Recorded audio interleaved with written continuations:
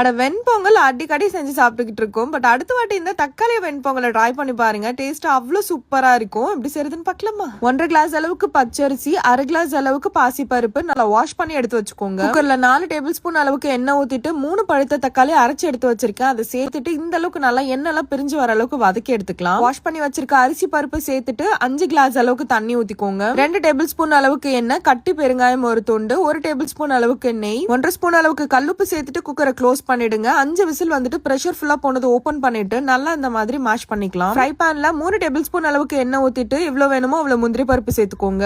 1 table spoon அளவுக்கு cut பண்ணி வச்சிருக்க இஞ்சி, 3 கொத்து போல கருவேப்பிலை, 1 டேபிள் ஸ்பூன் சீரகம், மிளகு எல்லாத்தையும் சேர்த்து இந்த மாதிரி நல்லா ரோஸ்ட் பண்ணிக்கலாம். இது கூடவே 1 ஸ்பூன் அளவுக்கு நெய் சேர்த்துக்கோங்க. தாளிப்பையும் இதோட சேர்த்துட்டு இது கூட 1 டேபிள் ஸ்பூன் அளவுக்கு நெய் சேர்த்துக்கலாம். இப்ப இதை நல்லா கிளறிக்கலாம். அவ்வளவுதான், ஒரு சூப்பரான தக்காளி வெண்பொங்கல் ரெடி. டேஸ்ட் வேற லெவல்ல இருக்கும். சோ கண்டிப்பா நீங்களும் ட்ரை பண்ணுங்க. மறக்காம நம்ம பேஜ் ஃபாலோ பண்ணிக்கோங்க. பாய்.